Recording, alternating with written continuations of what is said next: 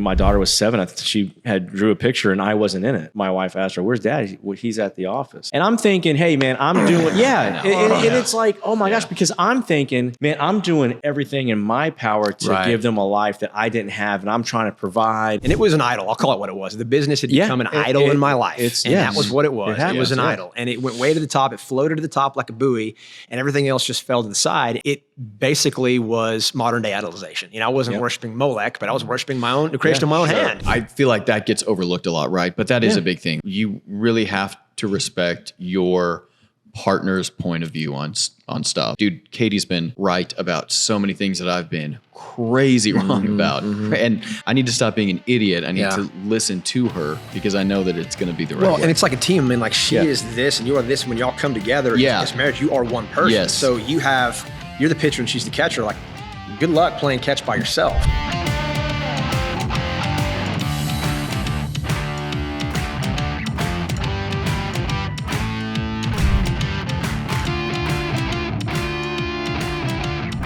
All right, gentlemen. You guys ready? Speeding all around. All right, cool. Cool.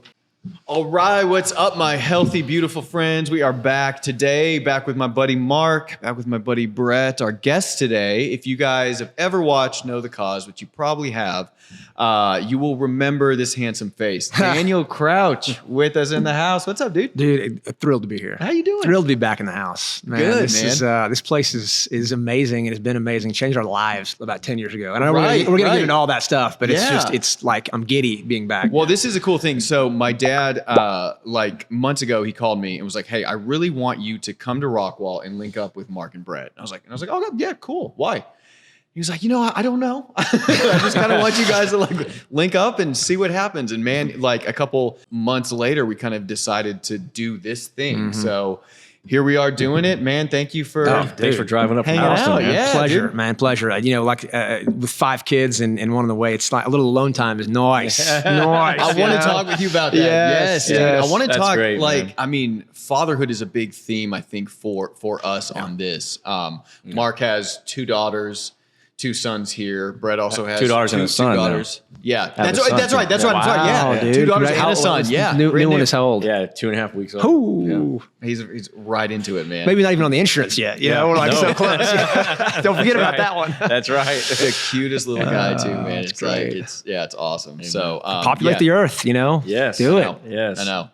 Yeah, so like I think fatherhood has been such a big theme of this because of what we are all dealing with as dads, right? Yeah. It's like, I mean, like the day-to-day stuff, the school, you want to obviously lead our children in a way that glorifies God, that also makes them, think about choices and like what's actually happening within life. So we had like a lot of discussion about that. I want to get your take on this. You got 5 kids and a 6th on the way. How do you manage that? Because that seems, I mean, dude, I got 2 and I feel like I'm tapped. Man, how do you do it? It's funny because like it's kind of like running a business. Yeah. And you learn a lot about the operational systems of a business. And if you're trying to be reactive to every element, to the ordering and accounts receivables and legal and marketing and advertising, if you're just reacting to that, you're going to go crazy. Yeah. So you have to have a system, an operational system. And we read a great book many years ago called Traction. It's called the EOS, the Entrepreneurial Operating System. And it's how you live a sane life as a CEO, right? It's a beautiful book. It's so good.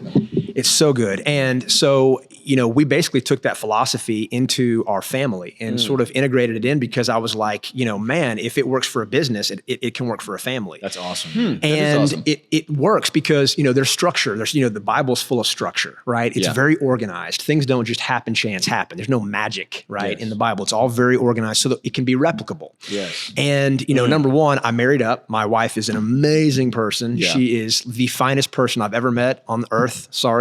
She's doing it, right? I get it, yeah. And so I'm married up, number one, and I'm married up because obviously she's internally beautiful or externally beautiful, but she's also internally beautiful, and she feeds the fire every day. She didn't just check out. She didn't just, exit and liquidate and now she's sitting pretty. I mean, every day she grinds and she does it. And so that compass on our family has been like the guiding star. She keeps us on track. Man, I love that you said that you implemented that EOS kind of plan inside your family, for your family, because so many of us as business owners, or if you're in the corporate world, you have systems and processes, you have future plan for retirement, but you don't have any plans for the family, right? So that's incredible you did that, because God has given us dominion, right? And we have dominion over our household and our family.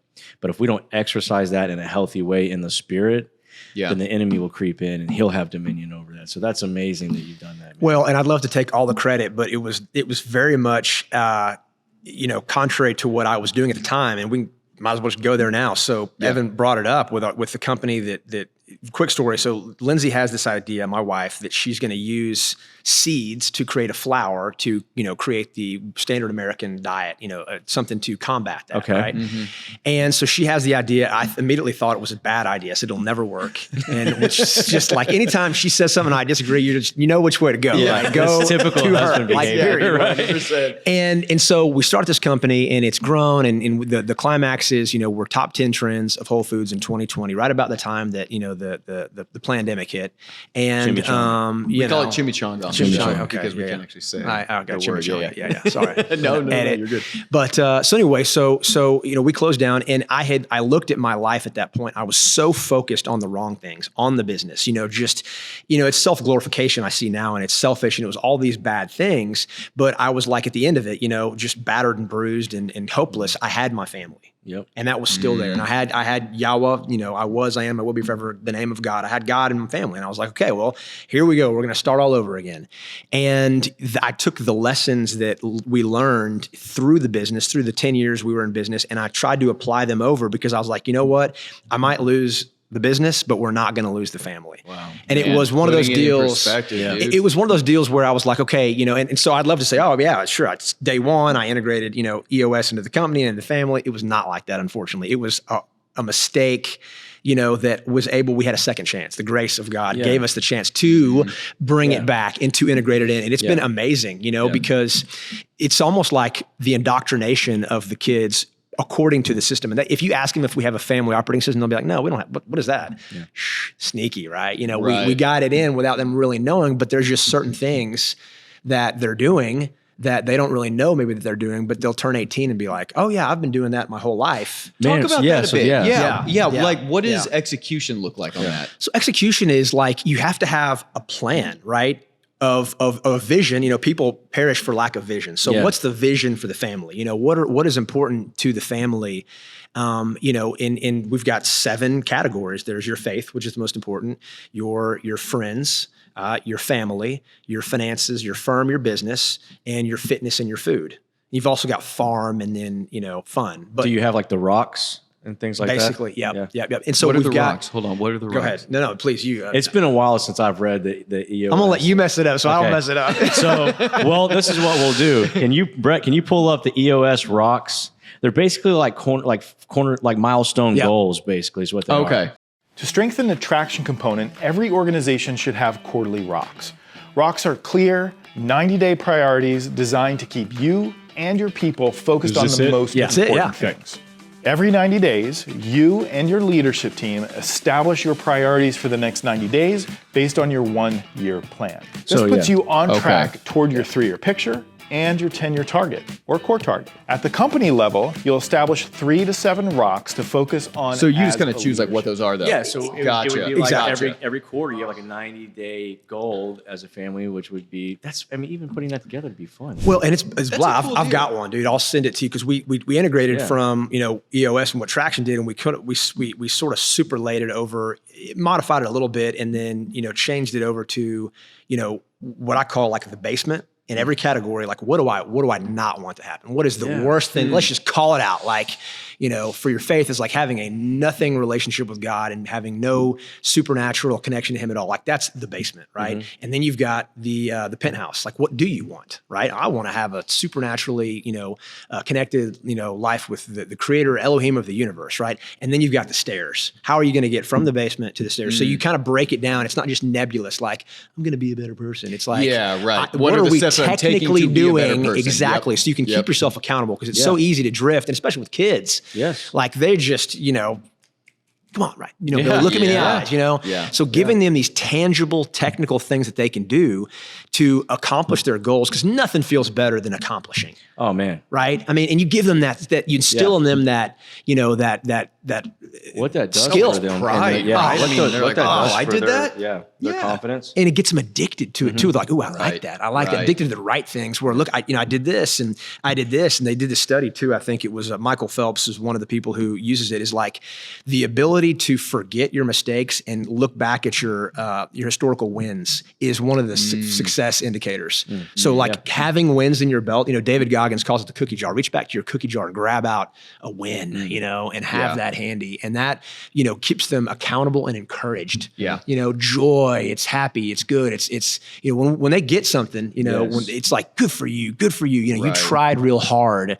You're not that you're so good in and of yourself, but you tried real hard. You hit these steps. Sure. You accomplished. Because isn't that what life is about? Like, it's 100%, just, that's what it's about. You Yeah. got to grind, Yeah. I mean, it's like nothing comes easily, Yes. but the stress of the thing is what helps us to become better people and Yeah. souls, So trying to get that in them early and then, have a family ecosystem that everybody understands kind of the way we operate. These are things we do. These are things we don't do. This is how we get to our goals. And so getting them trained in that helps them, we see it right now that we've got 11, 9, and 7-year-old, and they are super helpful with the 3, 1, and soon to be baby. Man, I can vouch for that, dude. They are amazing with it.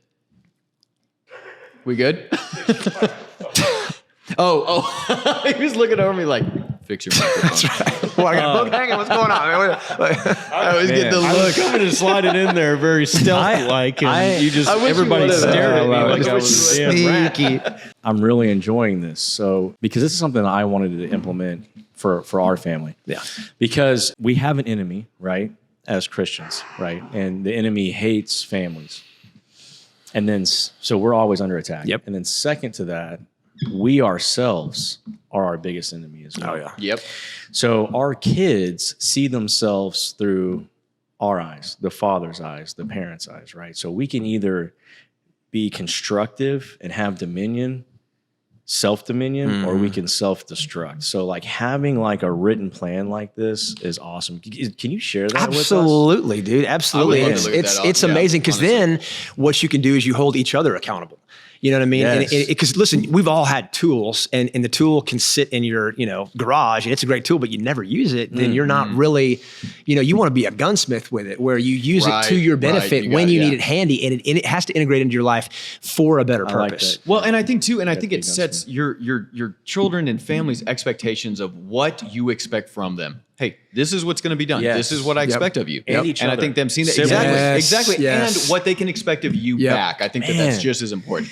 Yeah, that's I've done EOS years ago, but putting it into perspective of like having it for the family. Yeah. Well, dude, but think about the beauty here. I'm going to just take a step back. Like, had we succeeded with the business, I would have just used EOS for the business, and I never would have integrated it over and adapted it to a That's a family. good So thought, man.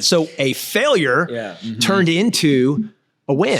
So let's talk about the business and the demise of that, because I'm assuming that from what you're saying, it went down. Okay, so Closed up shop. myself and a lot of the viewers probably have experienced what you're talking about, where you are in the process of building a business and you put all your focus in that, and everything else kind of falls by the and wayside. your money. And your money. That's the other thing too. And I your know, man. I've been ego. there. Oh, Ego, dude, and your- I've been there too. We've talked about this before. Like when I was building my business, I just was so gung ho about it that one time my daughter was 7. She had drew a picture and I wasn't in it. My wife asked her, "Where's Dad?" He's at the office. He's working. And I'm thinking, hey, man, I'm doing, and it's like, oh my gosh, because I'm thinking, man, I'm doing everything in my power to give them a life that I didn't have. And I'm trying to provide, and this is what I need to do. And it's security and stuff. But so, man, what did that look like for you growing this business for 10 years and then the whole process of... It was the best of times and the worst of times. It was the best thing that ever happened to me, or one of them, and it was the worst thing that ever happened. But it was like the killing of the old man. And and the rebuilding in the fire through the dross of the new man. Wow. Yeah. And, it's funny because I used to rationalize, my prioritization, and it was an idol. I'll call it what it was. The business had become an idol in my life. That was what it was. It was an idol. And it went way to the top. It floated to the top like a buoy, and everything else just fell to the side. And, it basically was modern day idolization. I wasn't worshiping Molech, but I was worshiping the creation of my own hand, which, is one of the top is the 10 Commandments. And so for me, it was a good lesson because I got to see how fleeting the things that we chase in life are. And I used to rationalize it to my family. It's like, hey guys, you're going to miss daddy for, 5 years, but then we're going to exit. I've said the same thing. X $1 million, and we'll be good for the rest of our lives. And it's funny because I got sucked into the the Western ideology about what success truly is. Yes. And forsook the wisdom of Yahweh God. And listen, Yahweh, I say Yahweh because I am. God has a name. And so I say, and people are like, what's Yahweh? Like, well, Yahweh is the name of God. So when I say that, that's what I mean. Sure. And I just forsook all of his wisdom and all of his direction and put my own self up in that first place. And so, having that, just grip, just my fingers pulled back, and it taken away, and I cried and I was ashamed and I was demoralized and I lost my identity. But again, those were the good things that allowed me to come back, new and humble, dude. I had to be humbled. I had to humble myself, you know what I mean? Yeah. And still am every day. And as a parent and a dad, that's always a humbling thing. But I think that, it was good, and I'm glad it happened because I don't know who I would have become had I gotten what I wanted. We've even asked our kids this, right? I think that you can ask any child, would you rather daddy be gone the majority of the day or the majority of the week and have nice things like what the world says is nice? Or would you rather daddy be home all the time? And because our presence, right? It puts off a vibe and frequencies. We were just talking about this yesterday, dude. Like if we're very anxious and uptight and we're stressed, and then do you want daddy to be less of that and have more time and have not so much nicer things? And dude, it felt really good because they said, no, we want that. Of course they do. And I've even I've thought about that too. Like taking vacations, it's like they don't see the difference in a vacation where you're saying beachfront, beautiful room versus a little cabin in the hills. It was $150 a night, right? They 30 miles east of Austin. I am laughing because Coral and Co's favorite, my two daughters, their favorite place right now is the Hilton at the harbor. Is it nice? It's the Hilton down the road, dude. They love it. Big time. She goes, my youngest goes, for my birthday, can we go back and stay at the Hilton for a week? I'm like, so great, man. I know, but it's like, because they look at that as like, man, mom's here, dad's here, sister's here, baby's here, right? The family's together and we're having fun. Well, it's like whose definition of wealth? Yeah. Whose definition, right? I mean, like, well, it changes over time. Like when you become an adult, it's like that definition changes. It means a totally different thing. Man, because the world says that you're successful if you have X, right? The material things, and then so much now that there's influencers that are pushing a fake lifestyle that they're not even living. Right, but it's like every time you pick up this, it's like plastered right in front of your face. So it's like, there's so much distortion out there right now. But what's funny about that? Yes, there is. But if you look at Eve, I mean, she was tempted by more. That's all it was. Yeah. She wanted a little more. Yeah. More knowledge. Just more I think mysticism. That's a really interesting knowledge. thing. But it was a simple, like, I've got everything. I'm in the Garden of Eden, which I'm sure was pretty. Adam was too, right? He was standing there. Yeah, he was there. Well, the mistake that Adam made is that he heard from God directly, and then he added a couple things to what he told Eve to do. So if you look at what God told him and then what he told her, there's a little bit of difference there. Oh, elaborate on that. I haven't heard this. So he said, and I'd have to look it actually up, but is that basically he said, I think he said, God said, like, don't touch it. And God said, don't eat it. And he said, don't touch it. So it's almost like he was put, and the concept is putting a fence around the word of God. So taking away the intimacy between you and God and saying, listen, I'm smarter than you are, so I'm gonna need you to not do this, this, this, and this. When in all reality, God doesn't have grandkids. He has just an intimate relationship with every single person. So the mistake that Adam made was he kind of interjected himself, I believe, between God and Eve. And then she, therefore, because she didn't have that direct relationship, she went off and, you know what I mean? Yeah, I mean, and it's slight and it's nuanced, but there's something to be said for that. Yeah, for sure. And you can also look at it in you know, like what Brett was saying, that, you know, he was there in the garden, and look at what we're dealing with today, right? There's a lot of passive men. There's a lot of passive husbands that aren't stepping up, and the enemy is stepping in. So with our spouse, we need to lead together. And man, guys, there is so much evil out there. Dude. I mean, and Easily accessible evil, cheap evil. Yeah. funneling fast right to the family and right to the kids. So we have to be on guard more so than ever. But back to what we were talking about just a minute ago about what the world says success is.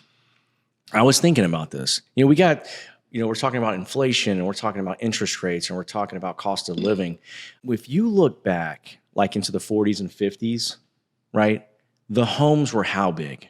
Oh, dude. Oh yeah, much. Well, you guys are in Austin. What? Right? Yeah. The 1,000 average square foot house, the maybe, average right? Yeah. home that our grandparents lived in and great grandparents lived in. I mean, that's probably something you could look up too, Brett. Is like, what was the average home size in the 40s? Yeah. And they got that house full of kids too. And they had full You know? of kids, but you had People sharing rooms. People sharing rooms, dude. Like Median home price. The price was $7,000. well, but I would say but to your point, it's more about the size. It's more Maybe about not the size. price. What I'm saying is not the cost. What was the size? Because look at that, 1,000 square feet. So look at that, guys. Yeah, So the average house in the 50s was 983 square feet. But listen, take it a step further. And the average household was almost 4 people. Now it's 2,500 square feet, and the average is 2.6 people. More places to hide. You can hide from your family, dude. Yes. And I don't know about you guys, but we had that family when I was in high school that you'd always go over to their house and party or have fun because it was a huge house. The entire upstairs was for the kids. Yeah. So it was like, sweet, I'm going to go over there and do all the things I can't do at my house. Exactly. And my brother and I were talking about it, and we were like, when we have families, we're never going to have a house so big that your kids can hide from you. Yes. Yeah. I love that you guys picked up on that at that age, too. Because that's one thing that people need to be conscious of. But, you know, with this, we are a slave to the system as far as materialism. Everybody's got to have a bigger house. Everybody's got to, because we're all in competition. Exactly. We all see it. One big We're all competition. influenced. So we all have, you know, the houses need to get bigger. The cars need to get, you only have a 2-car garage? Wow. What a peon. Yeah. This guy's got 6. Hello. He also has the car lift where he can put the 2. Right. But back then it was like, dude, you had 1 car, maybe 2. You didn't even have a garage. It was a 983 square foot home. Yep. Everybody's happy. Yeah, it's a very, very different time. So we're working like slaves to live like kings. $18,000 per year, the amount Americans spend per person on non-essentials, according to a survey by Ladder and One Poll, as reported by Vox. $18,000 per year on stuff that you don't need. And look, That's there's crazy. what, 325 million Americans? Yeah. It's a lot of money blown. Daniel, I want to talk with you about one thing too.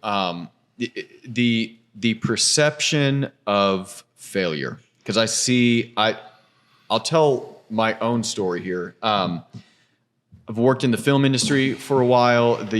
One of the first big jobs I got, I was so excited to get. I was being paid great for, and it was a disaster on every front. It was a mess on every front, and I failed downward hard. And when I can look back on it, I can see it was from me really not vocalizing and doing what I wanted to do with a project versus, you know, being in a group of people who were much more experienced, much older than I was, who told me you ought to be doing it this way, and me listening to that. So now I feel like I'm at a point where I can walk away from that failure and say, okay, I learned this and I learned this and I learned this. So next time that's not going to happen again. And sure enough, next time it didn't happen again. That we put a lot of weight on ourselves for things that we call failures. What does that look like on your end, and how, to you and your best advice, how do you fail upwards? Well, I think that you certainly have. I feel like there's a common denominator that we're all sort of confronted with as men, in the Western culture, which is, do I decide to listen to that still small voice, or do I decide to listen to the external circumstances? Because what you just said is, do I do it the way I want to do it, or do I do it the way that the voice is telling me to do it? Yeah. And it's really funny because we were, part of this incubator, and we had external investors and people and a lot of people, telling us how to do something, how to go forward in the business. And they were like, we know that you guys, love God, and that's great, but we need you guys to kind of like soften that and take him out, because really, in order to be truly successful, you really can't have God in your business. You got to appeal to everybody. You got to appeal to everybody. You can't take God in. And so listen, I own it. Like, we capitulated to that, and we didn't listen to what we wanted, in our hearts, knew to be the right thing to do. And we allowed, again, it wasn't, nobody took it from us. I allowed, is the priest in my household, I allowed that to happen. And that was the beginning of the end. It was only a matter of time before, we just slipped into the nether regions of this world. And so the takeaway that I had from that was, if you have been anointed, or if you've been called by God to serve and function in his army and for a purpose, a specific purpose, you're the hand, you're the arm, I'm the lips, whatever, you've got your role. Keep that first and front and center, because he will supernaturally lift you and quantify your work. Every Bible hero was undersized and underprepared to do the work that they had to do. There was nobody, it wasn't Goliath going and facing Goliath. It was a little kid with 5 smooth stones and did the work. And in every scenario, the tribe of Israel is the smallest, least, capable, quote unquote, but yet they, birthed the Messiah. So like, you are capable if, and it's a causation, not a correlation, if you do what he says. And so that's my takeaways. I will never again ask God, hey God, I'm going to do this on my own now. Can you just, I'm sorry, hey, it's nothing personal, but like, I need to go and, make the world happy. And that's the mistake that I feel that if I learned anything from it, it was that. Don't leave him out. Yeah. It's really important, I think, to go back to what kind of happened and kind of identify, where did this go bad? What happened that made this thing fall apart? I spent like years looking at that, but man, that's deep. But it burns so hard, But the thing is, for me, and I wish I was different. I wish I was a guy who learned from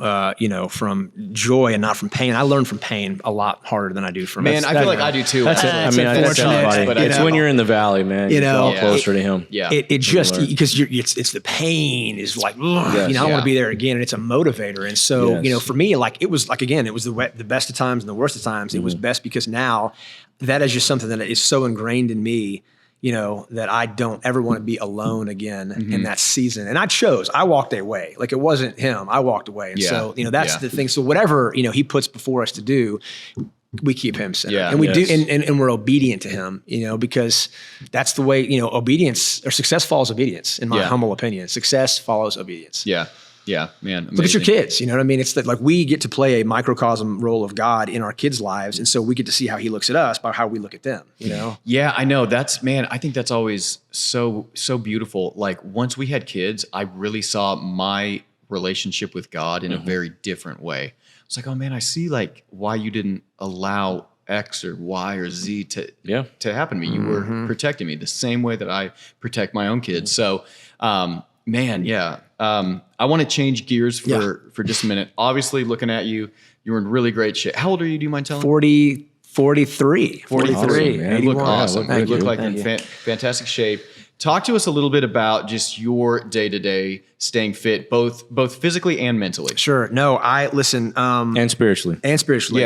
And it's funny that you brought that up too, because that really is the nexus. That is the linchpin that keeps it all together. If we're made in the image and likeness of God, like, this is his temple. And if you do things a certain way, it's like, you get the warranty on a car, right? If you come in and if you fall, the oil changes and you change this and that, and something happens at mile 56,000, boom, you go into the dealership, you're like, hey, this broke, they fix it, boom, you're back on the road. Yeah. But if you're not doing the things that you should be doing, you didn't change the oil, you didn't, you're using diesel on a gasoline engine, and you get it towed in, you drop it off, and everything's smoking, and you're like, hey man, fix the car. They're like, sorry, bud, you did not follow the warranty, and therefore you are void. Right. Null and void. Right. That is correct. That's a great analogy. Yes. And that's the thing is, it's not so easy. I heard a statistic the other day. They said it is your likelihood of being a millionaire is higher than your likelihood of having a six pack. No kidding. Really? Think about that. Wow. Right? Very, very sobering. What do you do to get both, son? Yeah. And like that's the thing. But I think that you can and you do, and I'm gonna have to give a little homage to Doug here. We came in here 10 or so years ago, and he basically bridged the gap between like the Bible and then like science, and he laid them over each other. And I stood back and I was like, oh my goodness, I cannot believe that they are together in this and one in this.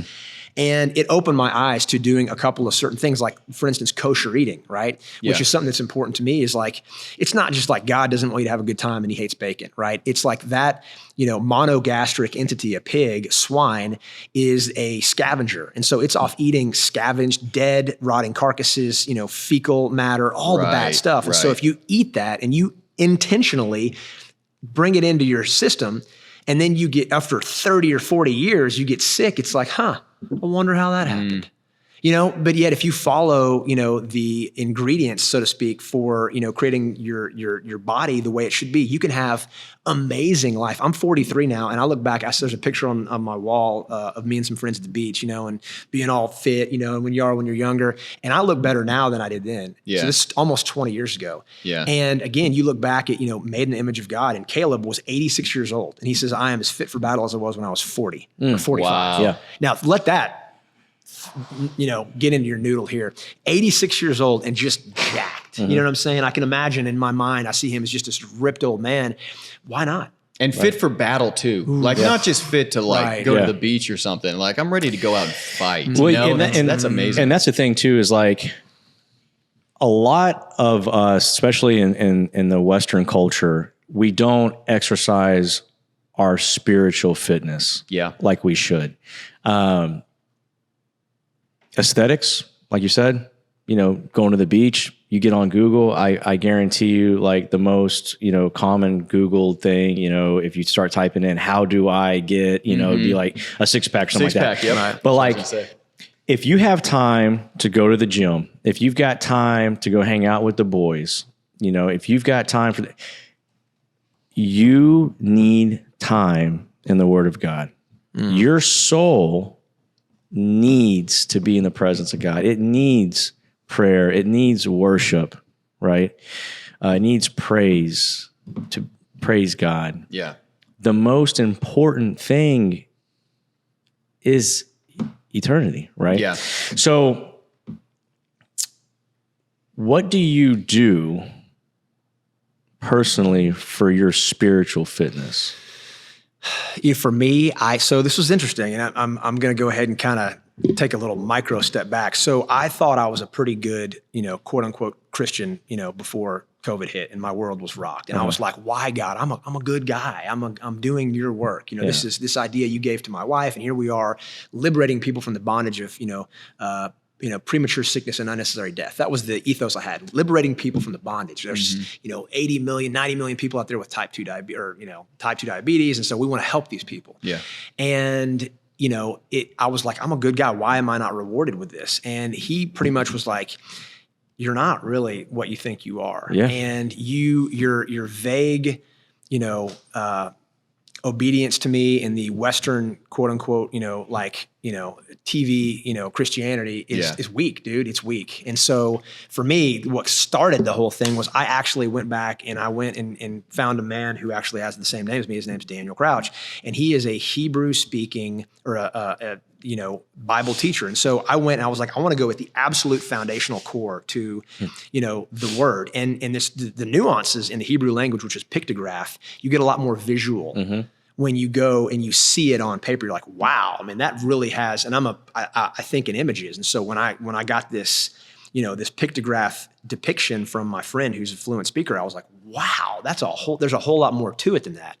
And so I went hard in the paint on really not letting, a priest or a minister or somebody else be the go-between between me and God. I was like, God, if you're there, I need to know, we have to do this together, you and me, I walked away from you the first time, but I need you now. And I really want to go hard and figure this thing out. And so starting in about 2020, I went on a journey where I literally started just studying like it was my job, like it was the thing that was going to keep me out of the prison of, failure the second time. So with a lot more passion, to be able to go, forward. And so that it's fear. Dude, fear of God's the beginning of wisdom. I'm so afraid of going backwards and failing again that I will do whatever it takes to not go back there again. So again, it was the best thing that ever happened to me. I am like, no. You intentionally sought after him and his word. Yeah, I went down a similar path. This was probably in 2011, 2012. And have you ever heard of Dr. Michael Brown? No. Brett, if you can look it up, just an awesome guy. Speaks like so many different ancient Aramaic languages, but he's a Messianic Hebrew. Yeah. That's it. This guy is amazing. He has a radio show called The Line of Fire, and I have gotten so many books from this guy, and I have been able to share with our brothers, the Jews, the Jewish people about Christianity and Christ, and he's got all the content for that. But anyways, cool. If you're into Hebrew and because dude, Jesus is a Jewish man in heaven. Like he's straight up. Like it's not like he was Jewish. Like he is a Jewish man right now in heaven, and he honored the feasts and things that were things that we have sort of drifted away from. Again, we've allowed ourselves to drift away from. And that's the thing. I wanted to, if I'm the priest of my household, right? If I'm responsible for my kids' salvation up until they turn 12, it's on me. My wife too. Like I've got to get down and I can't just call it, an accountant and say, hey man, do my taxes.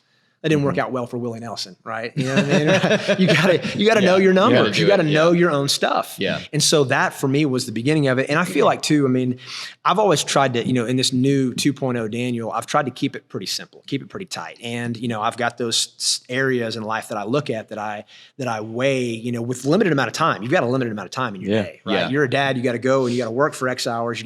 So how do I prioritize what's important to me? And, exercise for me is critical, not necessarily for the aesthetic look, although that's a nice benefit. It's about the hormonal, it's about the, the cognitive, it's about the confidence. I'm in sales. And so if I go out in the morning and I go into my backyard and I've got these Olympic rings that are hanging from a tree, one's a little higher than the other, it's kind of like Rocky in the backyard. And I do my chin-ups, my dips, and my handstands. That's pretty much it for right now. And then I go in and take my shower and I go and into the day. The confidence, the endorphin rush that I get from that is sometimes the differentiator between me having the courage to get out of the car and go knock on a door cold. I totally agree with you. Yeah. Because it can be scary. Am I right? It can be scary out in the world. You're having to try to provide and all the responsibilities that fall on dad. Hey, you didn't get that contract. Nobody cares. Go get that contract. We got to eat. You're not eating this month. Exactly. I know, right? So that for me has been a confidence booster that you have at your disposal immediately, like a drug. It is a drug. It's a bioidentical, internally produced drug. Is, norepinephrine, dopamine, serotonin, all those things that you can harvest. If you just discipline yourself. And also too, if people are like, if I'm going to go and spread the gospel and I'm 497 pounds and I walk in, I'm like, Jesus is good. You need it. And they're like, it's like having a trainer that's like that too.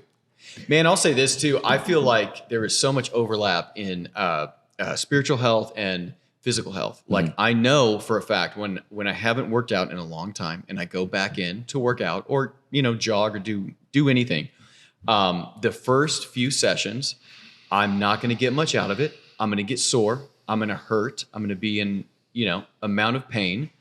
But as I keep doing it and as I keep leaning into it and as I keep finding, pleasure in that pain, because I know that I'm growing, I finally see results. And the same thing is true of me and my spiritual life in that sense is like if I've been distant, if I can get into a room first thing in the morning, close the door, read the Bible, pray, spend time with God, the more that I do that, the more that I start seeing God in the tiniest ways in my own life. Yeah, absolutely, man. And the more, the sharper that you're going to be too when it comes to scripture, because, what happened when Christ was in the wilderness before he started his ministry? Deuteronomy 3 times. Yeah. Boom, boom, boom. He was tempted by the evil one, right? And dude, the enemy was quoting scripture to him. Yeah. And he clapped back with, no. Yeah. And so when you're that consistent and that intentional, like you're saying, Evan, it's so great because it's our arsenal. We have a loaded gun, like that gunsmith thing that you were talking about earlier is you're on that quick draw because you're equipped, man. But you know what? For me, if I get out of my routine in the word and maybe a week or two goes by and I'm not intentionally looking at it or studying it, I'll forget. I just don't have that locked mind, dude. I'll forget scripture. I'll forget, was that verse 5 or verse 12? Or I mean, you have to stay on top of it, dude. Yeah. I just crumble like a little girl and cry in the corner. That's usually what happens to me. When I'm like, it's a little more severe. I guess if we're being honest, I do too. For just forgetting like 5 or 6, that's all. That's amazing. Me, I go way harder and way far. But that's more of like the reason to make sure that you're actually keeping it up, right? Like falling off makes getting back on so much harder. Totally, dude. In anything, man. Spiritual, physical, mental. Well, and again, not having, I think having accountability, number one. So back to the beginning is you were talking about goals. Like for me, I have a goal. I want to be a certified like Bible teacher with I want the certificate on the wall. You know what I mean? So that's a goal that I'm going for, right? Yeah. And if I don't get there, if I become more spiritual or if I know more about the Bible, like that's not my goal. My goal is to get certified and I've got a list of things that I need to do for that.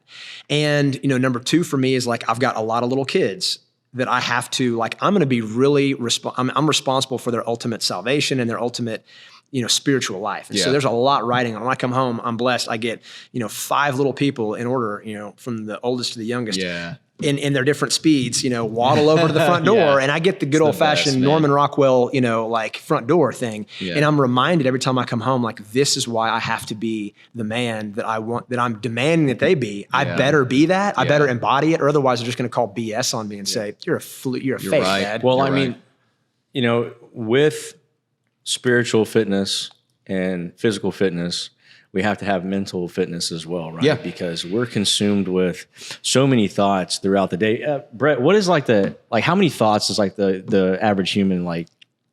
Oh my God! I've heard we get like 5,000 images per day. We're bombarded between like Coke and Pepsi images and too. Yeah. I think it's even like more. No, 60,000 thoughts per day. 60,000 thoughts. Okay. 80% were negative. All right. So tendencies of the mind. It is found that the average person has about 12 to 60,000 thoughts per day. 12,000 to 60,000. 95% were exactly the same repetitive thoughts as the day before. So that's almost more torturous than that is. Wow, that is, man. So let's talk about this real quick because counter calls, right? Like our whole premise of this show is figure out what's ailing you, okay, and then counter it. We talk about spirituality, physical fitness, cognitive fitness. So our mind, right? Us as Christians, as men, as fathers, we have all these thoughts, okay? These thoughts obviously play roles in how we react to things, right? Mm-hmm. We have to take captive our thoughts, okay? Discern, have discernment and knowledge and wisdom, but discredit ones that aren't real and that are sinful, right? Be conscious of that every minute of the day, and then filter it with the Word of God, because, guys, Christ raised the bar on this, right? When he said, if you look at another person and just think, an unclean thought, you've already committed adultery, or if you've already committed murder, if you have anger in your heart. So it's like, when you take heed to that. Yeah. And it's that's pretty serious, right? It's dude, because it's so innocent. Right.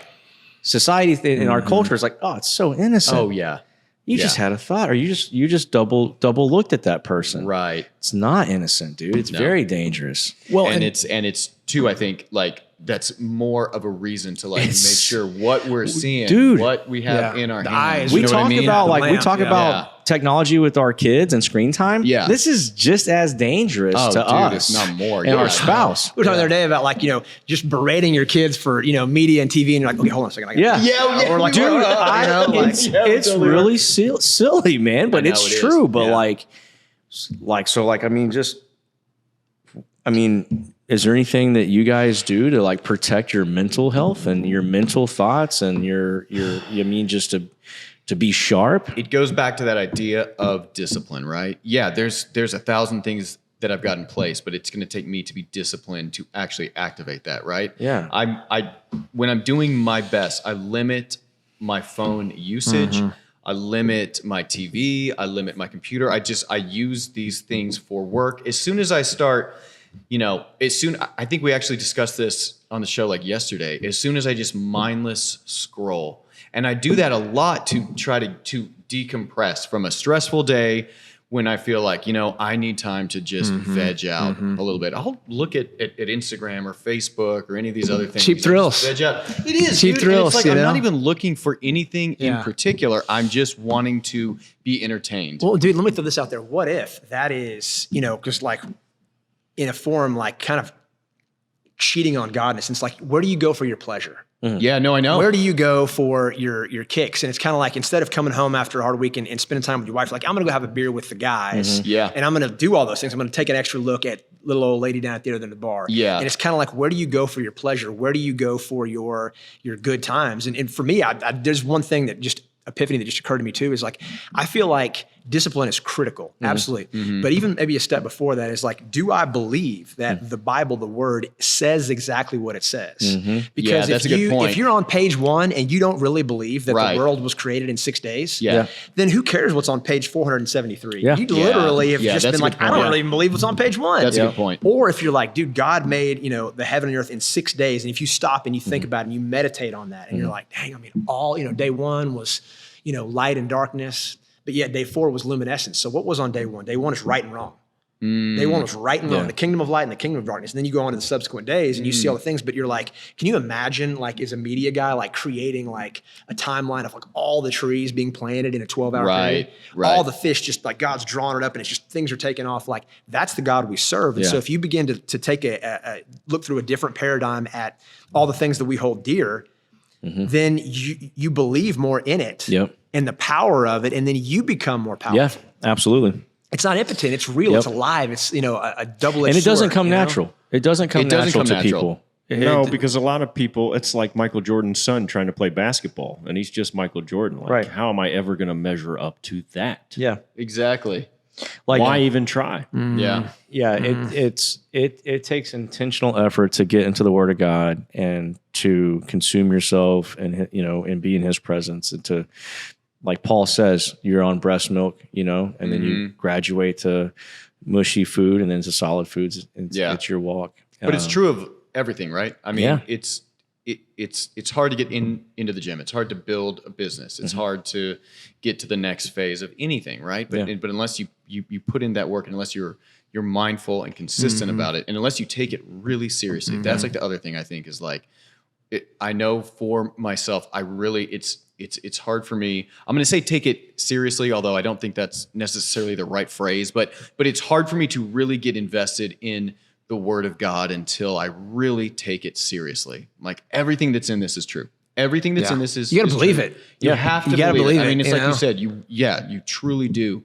And once you can, and once you're invested in it, that's when you see things, and that's when you hear God talking to you. And man, hearing God talking to you is the craziest thing. Dude. Craziest thing. Well, he shows beautiful up. thing. He shows up because, like, and I think number one, accountability is critical. This show is huge because you guys are making it cool to ask to have these Well, we're conversations. trying. These are conversations that, like, or maybe you don't want to be seen as like the bump on the log and talking about this kind of stuff. I mean, I've always been kind of a dork anyway, so I don't really care. Me It's too, like, man. I wasn't really all that cool, So I was like, you're I ain't right, gonna lose, though. You're right. I mean, like, it's like, and I think that's a big movement that's going on too now. Is that I mean, look, people are talking about Christ.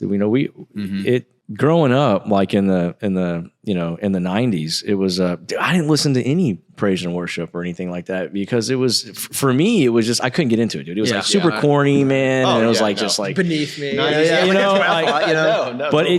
But nowadays, dude, the praise and worship and the artists out there like Trip Lee and Lecrae and Forrest Frank, and I mean, there's a big movement going on, so it's cool, right? Some really good stuff. Yeah. But I mean, with all that, let's segue into, so, I love where this is kind of just compounding on each other. We've got spiritual fitness, we've got physical fitness and mental fitness, but, with controlling our thoughts, right? Because we have to protect our mind, right? So, temptation.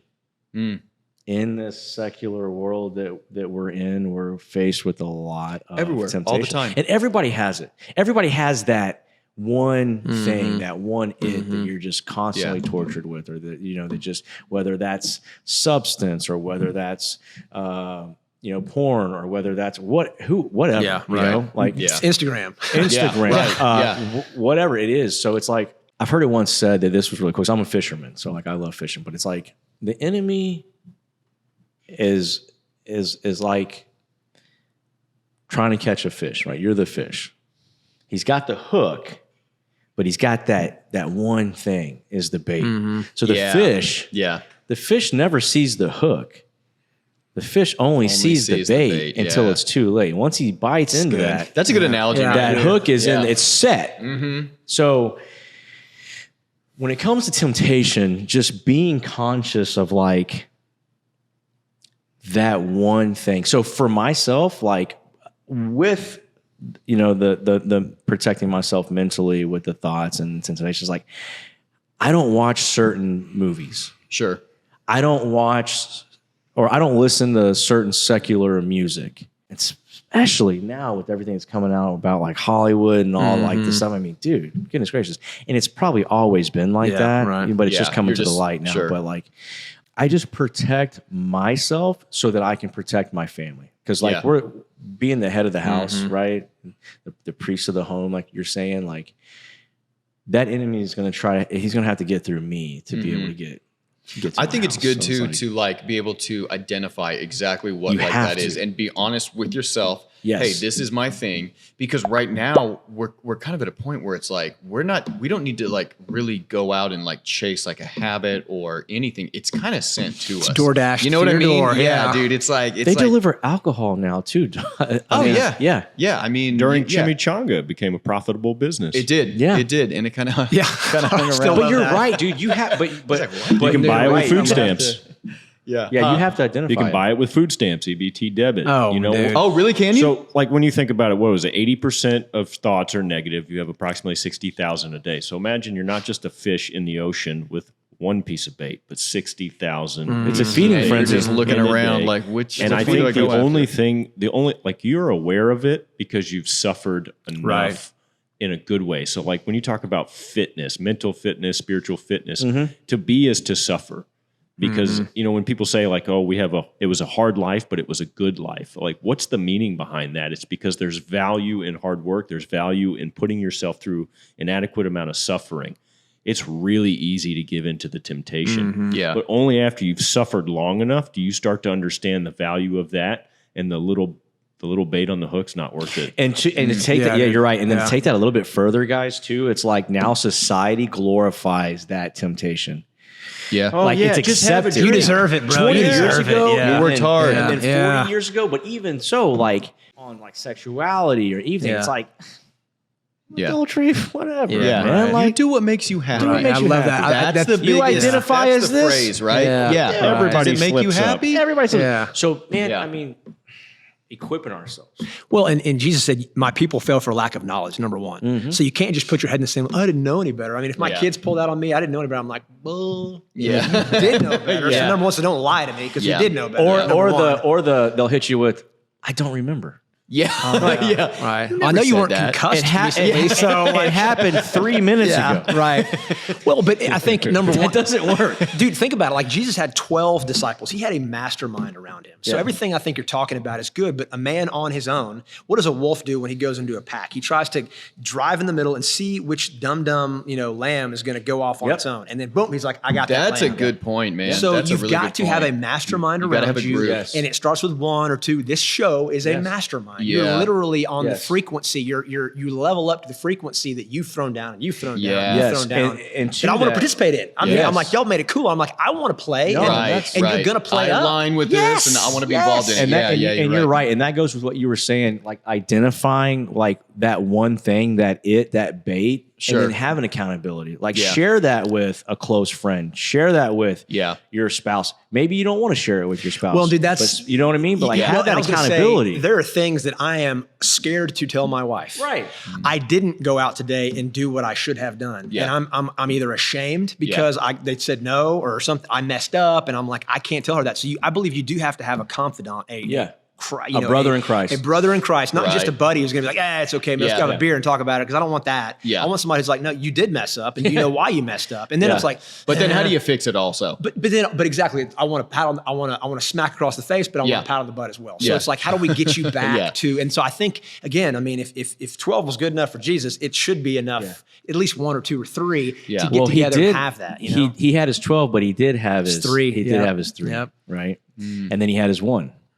Yeah, Peter. Yeah. So Yeah. that's very true, man. I love that. And it's like, because there's some things that you could talk to your wife about for sure. Like if you need help, accountability, on some things. Sure. And there's some things that you can't. You need that brother in Yeah, Christ. there's some things your wife just does not. You don't need to stress her out, honey.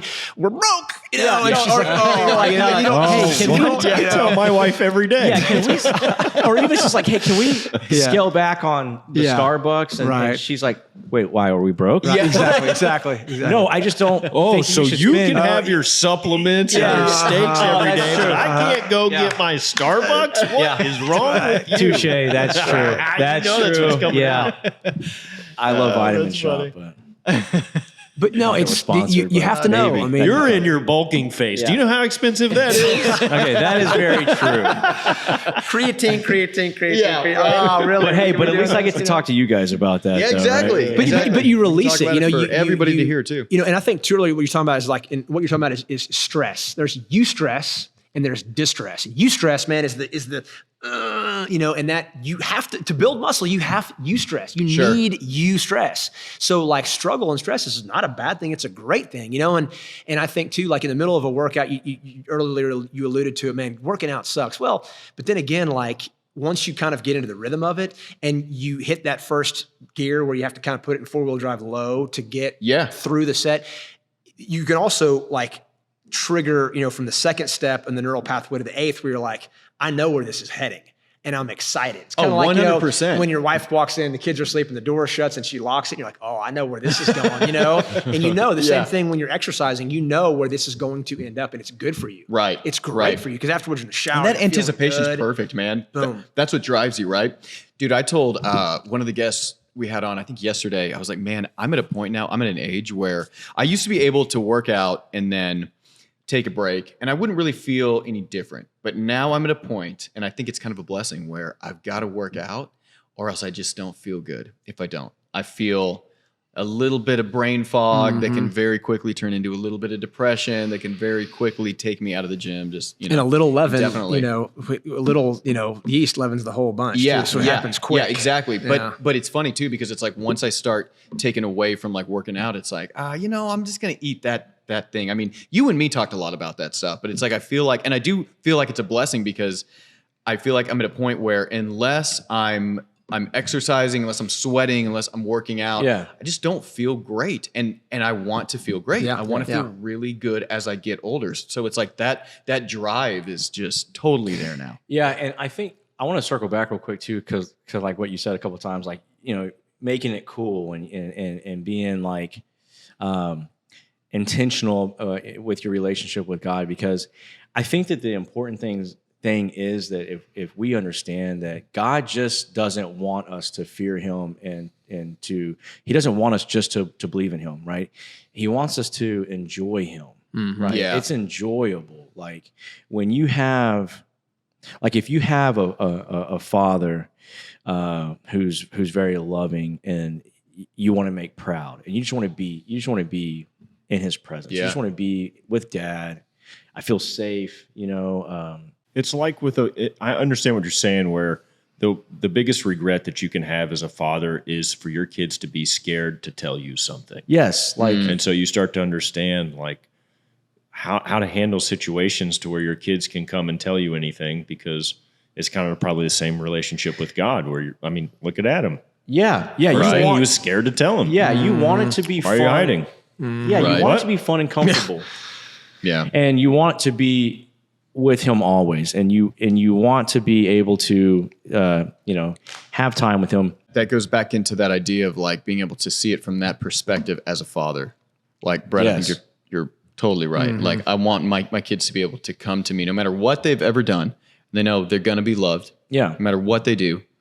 But how would you feel because we're all fathers, right? Yeah. If every time your kid just came up to you, Money. it was just because they wanted something, right? And I wonder this too, like if they're just making the same mistake again and again and again and saying, man, you know what, I mess up, I'm sorry. And you keep saying, that's okay. And they keep doing it again and again and again. What happens at that point? Like, that's where I get a little... Is that love? I would contest that, like, people are Agreed. like, oh, God loves you all the time and whatever. And I'm like, no, there are certain things that are disgusting to God. He calls certain things abominations. And like eating, kosher, or eating, food that's not kosher is disgusting to God. And so I agree that he, loves us. But then again, like, love isn't just saying, oh, have another candy bar, Billy, have another whatever, have another drink, honey. Like, love is saying, no, that is wrong for you. It's not good for you. Not because like I'm trying to control you, but because like you have a problem with alcohol and that first drink, you see the bait, but you don't see the hook. But I see the hangover and the regret and the fact that you're half the mom that you are, and the depression after you've had one which turned into 9. Yeah. So like love, and for me, is not just giving in. And it's change. It's change. It's meta, and it's also like, again, we talked about it, fear of God. And I don't mean like I'm supposed to, cower from God, but like a healthy respect. Yes. Listen, like I do what you tell me to do because it's going to go better for me in the end. It's a win-win. Yeah. The beginning of knowledge, the fear is the beginning of knowledge is the big. Fear of God's the beginning of knowledge. Fear of God is the beginning of knowledge.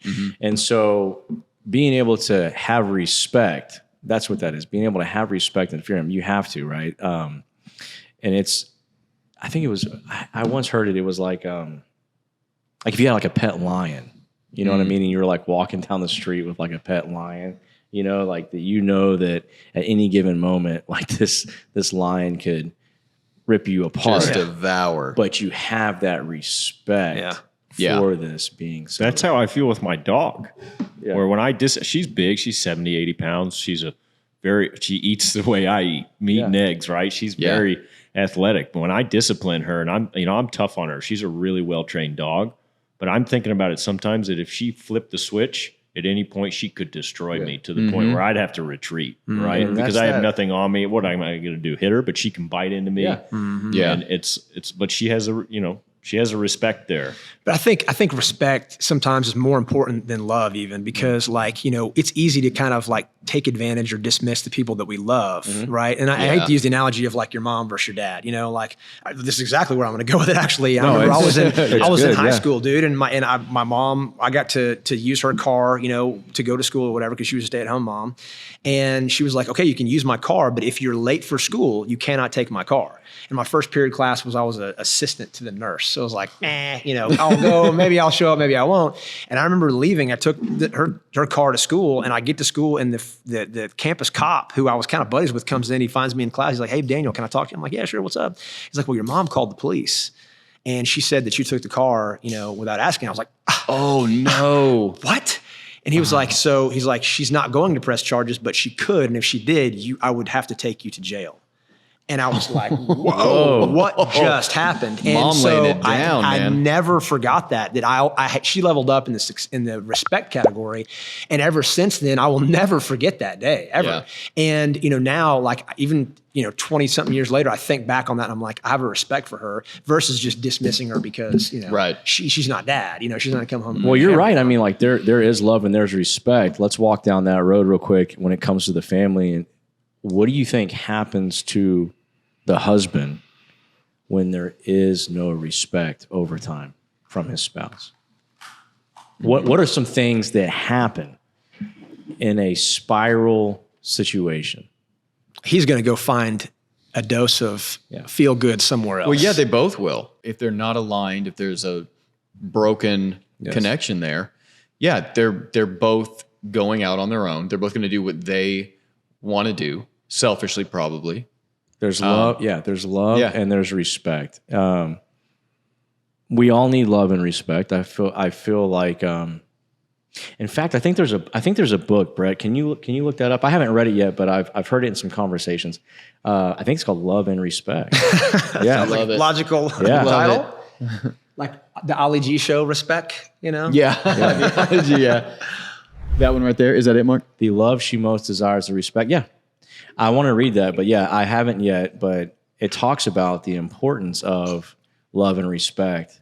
Yeah, I think respecting each other, I mean, I feel like that gets overlooked a lot, right? But that is a big thing. Like you really have to respect your partner's point of view on stuff and what they say. Dude, Katie's been right about so many things that I've been crazy wrong about. And like I kind of had to learn like over time, like it, happened again and again and again. I'm like, okay, you know what? Yeah. I need to stop being an idiot. I need to listen to her because I know that it's going to be the right way. And it's like a team. I mean, like she is this and you are this. When y'all come together, this marriage, you are one person. Yes. So you're the pitcher and she's the catcher. Like, good luck playing catch by yourself. Like you're never going to get that battery. Right. It's a partnership and it's 100. People think of a partnership like 50-50. Yeah. But like if you fall short at 50, you're going to be in your 20s or 30s. But if you strive to be 100%, then you fall short, you'll be at 70 or 80.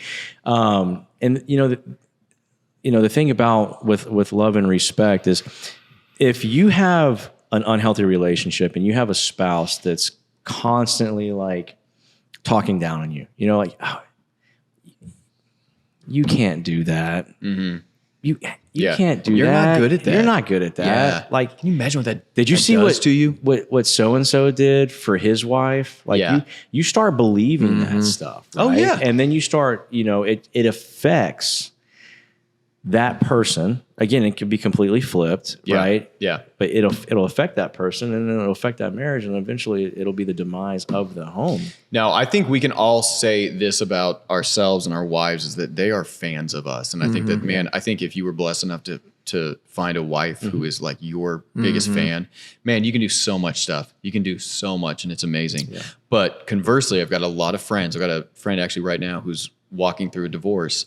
And Mark, it's exactly what like you had just described. It's like just at each other's throats all the time, just belittling and telling him how terrible he was and him telling her about it. It's a messy, bad The thing situation. about it too, Evan, is like if you aren't conscious of it, like if you do it so much that you're not conscious of it, that's how you start to think and then that's how you start to talk. That's that 95%. That's how you start growing we were talking about earlier, the 95% repetitive thoughts just over and over again. again. Yeah, dude, for sure. It becomes your habits. It becomes your habits. This happened one time. We were at a dinner and there was a couple that we had just met.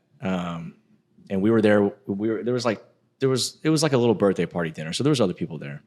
And the wife was like, you guys need to get this guy back into the gym. He look like you guys, you know what I mean? And like I instantly like just cringed, I know. But she emasculated him in front of a group of people. You know what I mean? Like it was just like I just was like, oh my gosh, dude. And then one of my other friends that was there a couple of days later was like, dude, did you catch that? He's like, and I was like, yeah, man, I did. He's like, it's not like maybe she didn't intentionally say it. How many times has she told him in private though?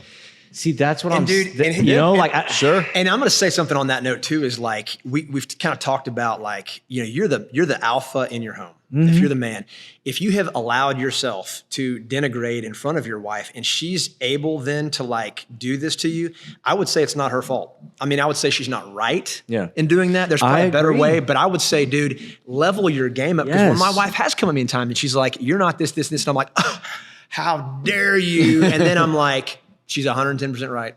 So it's like, I've got to then kick my game up. And that's one of those eustress moments where you can see it as like, you're just a bee, you don't know any better and blah, blah, blah. Or you can say, you know what, you're right, dude. I haven't done what you need to do. Cause I mean, dude, she's going down the ship with you. Like she's like we're prisoners running away, like those shows, you know, as Woody Harrelson and whoever, and you're chained together. Yeah, exactly. And it's like, man, I may not like you, but I need you to succeed because I'm literally locked in with you. And so it's kind of like, man, if we allow ourselves through socialization to become beta males in whatever of the F categories in your life, like you're dragging her down, you're dragging her down, you're dragging her kids down. Well, it comes down to family down. So like step up, be that guy. And that's again why I think like the CEO and of a company and you know the male of the household is such a hard job because it's lonely. Go out, it's 32 degrees outside, go out and kill something. And you're like, it's cold and it's scary out there. And she's like, yeah, go. Yeah. Well, it comes down to like that's the same idea of the Jezebel and Ahab, you know, situation. And that's like the Jezebel spirit where it's like, you know, this beta man, this passive man that just doesn't stand up, doesn't level up, doesn't provide, is just takes, and there's no respect, there's no love, there's no, and then you have the demise of your self-worth, yourself, you know, your confidence. What's it all for anyways? Like yeah, man. So is it her fault? If you let it go, let it go down that long to where it became common, you got to take some ownership. You've got to take ownership. That's on you, got to dude. own it. And, I mean, I remember when I was living in LA, it's a very vain town, and I was working out 7 days a week, twice a day. I was drinking a shitload, and you know, I would get in spats with my wife where I would say, you know, like, there's no way I'm an alcoholic. Look how great a shape I'm in. And she's like, yeah. And when you're inebriated and you're shit-faced and somebody breaks into the house, you don't even wake up. You can't do shit to protect me or our girls. And all of a sudden it landed on me. It kind of hits you. Yeah. Yeah, you're right. What good is this? Yeah. If I don't even wake up when somebody comes in. Yeah. Dude, and how many times has that, because your wife knows like right where to hit you. Yeah. To get your They know the attention. buttons. And we call it a low blow, but like it's not really a low blow. It's very much like the necessary blow. Yeah. And it gets you, and it's effective too, right? It can make you works. change. I mean, exactly what like you had said. It's like, oh wow, crap, you're right. You know, I need to make a change with that. Yeah. You know, it starts with the dad. I mean, you are the you know microcosm of God above in your household. So it starts with you. And so I agree, dude. There's no victimization of self. Like if you aren't doing something right and somebody calls you on it, first of all, that's love. Thank you for telling me that I suck here and I need to get help and get better. Yeah, and there's a completely right and wrong way to do that. Yeah, right? Yeah, definitely. It comes out of love and it comes out of like your spouse actually loves you and wants this for you, other than just beating up on you. You're a piece of crap, whatever. Like, I hate that we're married. I'm chained to you now. Like, sure. You know. I think one of the hard part for people, you know, like the wife that said that to her husband of like, you need to get him in the gym with you, is that for you to look the way you do, it takes a lot of effort for anybody to lift a lot of weights. And what people need to understand is like, and this is what was hard for me, you don't have to kill yourself every day in the gym. Like no, man. Social media has flooded our brains. Yeah, this is the way you got to look as a man. And it's like, really, the purpose of fitness should be to get up off the couch and move and not hurt and be able to lift something that's maybe 40 pounds over your head repetitively for a handful of times. Well, Daniel, and to feel good about yourself too, I think. Daniel just talked about how he goes and does a couple of pull-ups and some handstands and, and some dips and calls it a day. Right. Yeah. Well, dude, and here's another thing too that I would call like the lie of culture. And I'm not gonna. The devil didn't do it all, right? Like you said before, man. I've gotten myself into some pickles, so it's not like I can't blame everything on him. Yeah. No. But I would say the culture right now says, the common theme is if you want to get healthy, you got to go and you got to work out twice a day, Mick. And then you got to do this every day. And it's like I find that to be absolutely inadequate, or actually it's overboard. It's so too much, I do 2 days a week. I literally, if we're talking about a granular solution to how to get and maintain, like My kids call it jacked. They're like, Dad, you look like, Wolverine. I was like, oh my God. Yeah, boy. But like they said that, and like, just because it just reinforces that, like, I'm 2 days a week. Yeah. And the stress of exercise, if you do it short and intense, it takes 2 or 3 days for your body to heal up. Yeah, so literally going every day, people like, man, I work out every day. I'm like, and you don't look like you want to look, let's try something different. Have you always worked out that way? No. Okay. I'm talking this last. When you were like younger, though, it was different, right? It was totally different. And Okay. it was a waste of my time. The reason that I got into like fasting, and the reason that I got into lifting just twice a week or doing intense stuff twice a week, because lack of time. Oh, Yes. interesting. That Yes, was with the all it kids. was, dude. Same. It was a Interesting. mistake. Yes. Like I stumbled into a solution because I didn't have time to eat during the day. I was in sales. I had to like crush, and then I would forget Yes. to eat, and then I'd come home and eat one meal a day, and then all of a sudden I was like, you don't need to like 1 gram of protein per body weight to get where you want to look. It was like eating at night, and if I had like a 20-hour fasting window or a 21-hour or 22. I'd come home and I have about 2 hours to eat, and that was it. And I noticed changes. In the same token, when I didn't have a lot of time to exercise, and it was like I could carve out on a Sunday morning and then maybe like a Thursday morning, and all of a sudden I was getting more jacked, as my kids call it, than before. And I was like, whoa, I'm doing less, but I'm getting more. And I think that men need to know, because you don't have to be successful. You don't have to grind it out. Matter of fact, you're hurting yourself. Yeah. So yeah, do for it sure. 2 days a week, eat a certain way, get way higher ROI. And then it's like, I can do that for the rest of my life. Yeah, That's if all you're hard, not if you're not an athlete, or if you're not, trying to compete in, a physique show or something like that, then yeah, dude, I mean,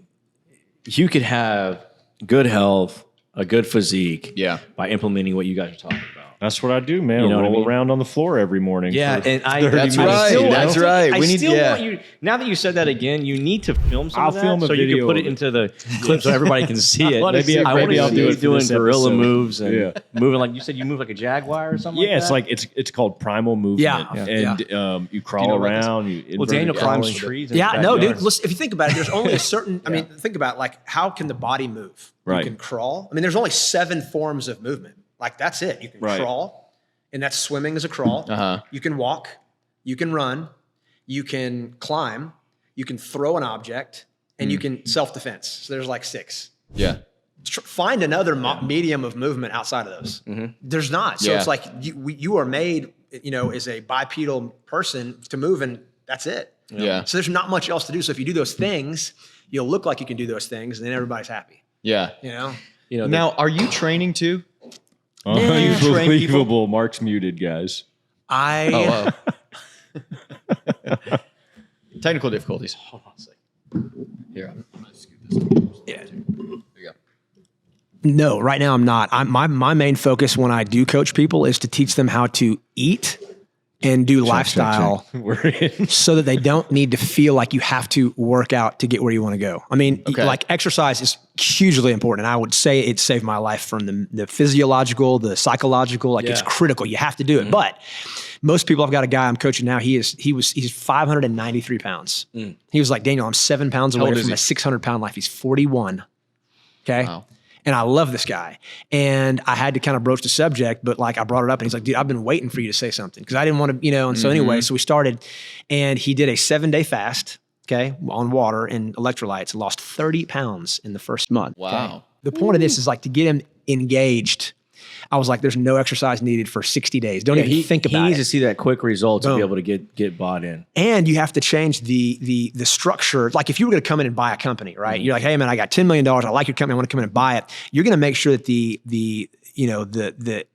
the foundation of the company is correct before you go in and buy it. You want to see that balance sheet. You want to see Boom. the P&L. You want to see the checks. Or I'm going to buy a house. I want to see if the foundation is set. I want to check the roof first before I even go in and look at how pretty the house is. I want to see if the basics are there. Yeah.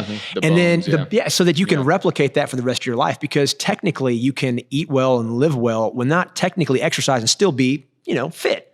I think exercise is critical because the growth hormone and the bone density and all the things. But my philosophy is let's get people engaged, show them a quick result. But usually most people can lose a pound a day through just this program. A lot of it, speaking of, it come from your dad. Man, yeah. Of getting your gut right, your hormones right, your gut biome right. And then once you feel good, you start feeling better and then go work out. But most people are like, man, I haven't worked out in 6 years. I'm going to go to the gym. I'm going to do 2 hours a day. And it's like, you are going to hurt yourself. And then when, not if, but when you hurt yourself because you're deconditioned, you're going to give up.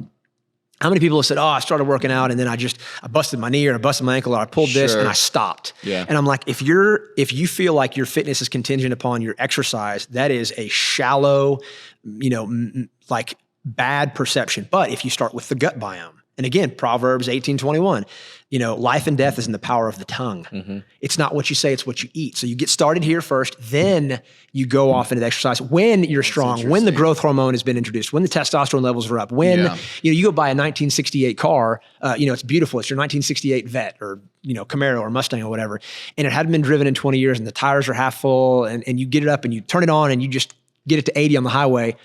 It's a matter of time before in your first 5 minutes of cold, something bad's going to happen. Right. But you take it, you change the spark plugs, you do the oil, you spend 2 or so weeks getting the engine right, then you go drive it and you have a lot lot success. Yeah. So that's my philosophy on exercise early versus exercise when it's appropriate after you've gotten your house in order. Yeah. Man, it's great. Good stuff, Daniel. Always good stuff. Lots of mistakes. So I've learned the hard way and, but those lessons stick, they're the hard way. Yeah. Well, that's the thing. I do to a big extent feel like our mistakes and our mess ups and our, quote unquote failures really do sort of put us back more quickly onto the right track. Right. Mm-hmm. If you let them, of course. I mean, you can there's always like the guys who go out there and say, I messed this up. I'm going to dig deeper into something that I shouldn't. Mm-hmm. No, I think, man, like you are spot on just in terms of taking care of yourself, eating the right stuff, exercising the right way, but also, man, focusing all back to that spiritual component of it. So, man, thank you, Daniel. Dude, what a great show, man. Enjoyed it. What a great show, dude. Enjoyed it. So good. Thank you for having me. Thank you, guys. I love what the message and the ethos of the show is. It's inspiring people. Hope deferred makes the heart sick. But when you can sit here and vicariously listen in to people who are being candid and transparent and about where they're going and what they're doing, you're like, I can see that too. And they start to kind of come in, and then they get that accountability, and then boom, they want to participate because you've given them hope and you've given them a direction, you've given them, your experiences, good and bad and ugly. And then that's what I think the world needs more of, is good men doing, saying, acting, and being their best, such that then you begin to call people to you because you've made it cool or you've made it attractive or you've made it successful. And like, I want what that guy has. Yeah. Well, strong Christian men create strong Christian families. Yeah. Yep. So that's what it is. Reinforces all those ideas. How can people find you? You know what? Oh, wow, that's a good question. I've been kind of off the radar for a while. Give us your address, your social, everything. That's right. Throw it out. I would say we'll get something linked up on the show where I can kind of pull stuff together. I've been literally, I went kind of Arnold Schwarzenegger when he was in the Commando show. He went off the grid, and then he's coming back on the grid now. Time to come back. So here we go. Yeah, apparently we're back. We've got time. You could get something and get it over to Brett. He'll put it in the description and stuff like that. All right. Yeah, absolutely, man. It's it's like if you have something inside that you've has been cultivated through you, you have to get it out. Yeah. Otherwise, it literally becomes cancerous in you if you don't you're meant to get it out. You are. And the truth is going to come. What does Jesus say? Like if they don't praise, those rocks and those trees are going to start praising. So you need to get the message out. But dude, I'm thrilled, man. This show's amazing. I can't wait. This is fun, man. Hopefully, you let me come back one day. Anytime. I want to leave us with a video here. We've talked about fitness. We've talked about the backwards world. I want you guys to see this. We just had the Olympics, so that's around the time we're filming it. I want you guys to check this out. All right, let's see. Fastest human has 5 toes on each foot, but only uses 2 legs to run. And that's ridiculous. Look at this hilarious technique. Both of his legs are off the ground, which means in this moment, he is slowing down. A human can only accelerate when they are actively pushing off of the ground to reach a greater speed. A cheetah spends almost 70% of its stride accelerating, pushing on the ground. But when Usain Bolt set the 100-meter dash human world record, he was only on the ground 43% of the time. The best way to run faster is to have more legs. The current world record for the human 4-legged 100-meter dash is 15.71 seconds, but humans are rapidly improving on that thanks to better training and technique. A group of researchers has even made the bold and controversial claim that given expected improvements in 2- and 4-legged running, by the 2048 Olympics, the fastest human in the world will be a quadruped. See this? So soon, You know what? Wait, is Everything this you what you're said was training wrong. for? We need Hold on. to. Is this what you're training for when you're doing your movements? look, you caught me. Okay. Guilty as charged. Brett's going to the Olympics, baby. I love it. All fours. Yeah. Running. That's great, man. Thank you guys for watching. Please like, please subscribe to the channel. Please tell a friend. Please share this video. Reach out to Daniel. Reach out to me. Reach out to Brett. Reach out to Mark anytime. We love you guys. We pray for you guys. Thank you guys so much. We'll see you on the next one. Amen.